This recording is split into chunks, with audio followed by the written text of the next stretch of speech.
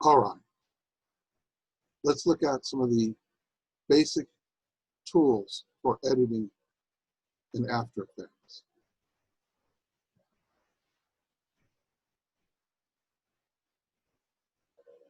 So here we are, we already imported a bunch of footage, a bunch of assets. I'm going to delete this off the screen. Let's start from scratch. So let's look at some of the basic tools starting in the upper left-hand corner. Let's look at the move tool. So let's grab a graphic. I'm going to grab this and I'm going to drag it onto the timeline. Here's my project. So this move tool, now the cool thing is that when you mouse over the tool, it gives you the keyboard function. So my philosophy about learning an application is not to stress too much over learning a bunch of keyboard commands. You can learn the application really fast just using the menus. That's what I do. I just use the menus. It takes a little longer to get around, but all the everything's in the menu. And then as you work, you'll learn the keyboard shortcuts. So this move tool allows you to move the media around and to access different areas. And so that move tool is very similar to the move tool, say, in Photoshop. Okay. I have my hand, and the idea with the hand is I can move the whole composition window around. I have my zoom tool, and I left click to zoom in, alt or option click to zoom out. So for PC it's alt, for Mac it's option. Okay, also for undo it's Command Z for a Mac and Control Z for PC. I can hold down the space bar, and that will also allow me to have that hand tool. So that's my magnifying glass, my zoom tool. Next is my rotation tool, and I can rotate my object. Now, my rotation tool works really weird. I'm not sure why it's doing that. There's a couple of things in here that's a little squirrely about my version of After Effects. That's one of them. But there's other ways to get around it. I can stretch and I can modify this image different ways. I put it on the canvas. I put it on my composition window. I can click this little triangle down here, and then I can click and open up transform. You see that there's something called anchor point, position, scale, rotation, opacity. All right, so I can do various things. Now, right, we're going to get an animation later, but right now, if I change one of these, I'm changing them for the whole image or over the duration. If I click the stopwatch, and I can transition it over time. So if I wanted to rotate, I can rotate it from here. I'm going to undo that. Or I can scale from here. And I can unlink the width from the height, but I'm scaling both at the same time. Okay, I can also adjust the opacity. So I can do cool things like make that transition over time. We'll get to that soon enough. And you'll notice that there's a little anchor point in the center there, and that's where the object is being rotated from, is that anchor point, right? But I can move that anchor point. So I'm going to go up, we're going to look at the next tool, which is the pan behind the anchor point. So what this does is it allows you to reset the anchor point. If I click that, and then I click on this and drag this anchor point to a different place, look what happens now when I scale the object. It scales from that point. Or if I rotate the object, it rotates from that point, right? So that pan behind button allows me to change the position of where that anchor point is inside of my composition, okay?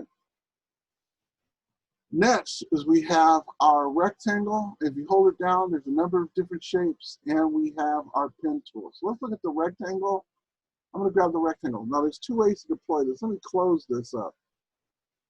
There's two ways to use this. One is that I can create a basic mask, or I can create a shape. So right now this layer is selected. If I have a rectangle tool and I draw on it, I've created a mask. You see, I'm creating a knockout. And I can take that and I can invert it, I can do different things to it, etc. Right? So I'm gonna undo that. I'm gonna undo that. Undo that too. Oh, let's keep going back. All right, now if this layer isn't selected, I'm gonna click away, down here in the bottom, I'll close all the transform handles for now. I'm going to click on the bottom, grab that rectangle tool, and draw. What I'm doing here is I'm drawing a shape. Now, if you're familiar with Adobe Illustrator, then you've used a system like this before where you have a fill and a stroke.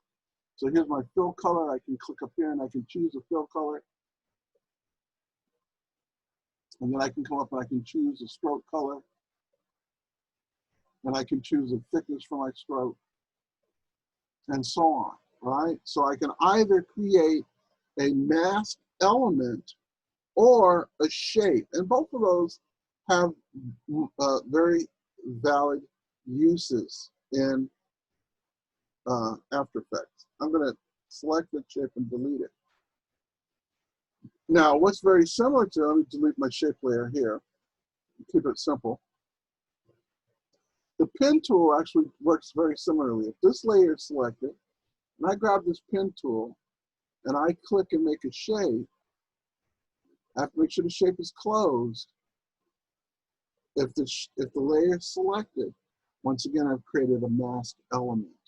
But if I come over to my layers and look here, in addition to the transform, you'll see that I have something that says mask, right? I can click on this mask and I can, I can click on this mask and I can grab my move tool and I can resize it or move it around, right? And then I can edit the mask by adjusting the path, the feather. I can make that softer on the edges. Let's see if we can get that to work. There we go. See, I'm feathering that mask. Oftentimes, you're doing different types of projects. You may need to feather the edges of a mask. I can adjust the opacity of the mask by clicking on those little sliders there. And I can get rid of the mask by clicking and just hitting delete, and I've gotten rid of that mask element. So if the layer is selected and I use that pen tool, once again, I'm creating a mask. If the layer is not selected, I'm going to grab my selection tool, click away, grab my pen tool, make another shape with the pen tool. This is a shape, right? And once again, I can, if I want to, let's say I don't want a stroke, I can come up here and I can take that stroke off, none. And then if I want to change the fill color, I can choose a different fill color. And that's my, shape. So those are your basic tools. Let's delete that shape. I'm going to click and delete that shape. And let's look at another one of your basic tools, which is the type tool. I'm going to grab my type tool, click on my canvas. Now, as soon as I click on my type tool, my character palette becomes available. I can click. I can choose the size of my text.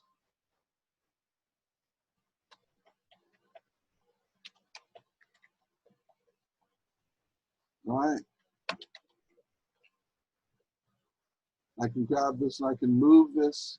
And then what's cool is I can animate this, animate all these different elements. So I have all the different options for text. Your font family, I can change the font family. I can change its emphasis. I can change the size with the text selected. I can also scale the text so that it's a little bit different. And I can change the color, and I can do also, and I can animate all those different types of elements inside of After Effects. So those are my basic tools. Now there are other tools up here we'll get to later, like this camera tool, very powerful. I can create objects and connect the camera to them and then move the camera around the objects, right? We're not doing anything like that just yet, but we'll get to that.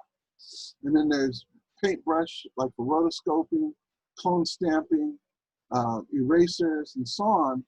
There's a bunch of different, I'm sorry, this is your roto brush. This is your standard brush here. And then there's positioning pins for puppet animations. We'll get to those later, but those are your basic tools for After Effects. We'll stop here.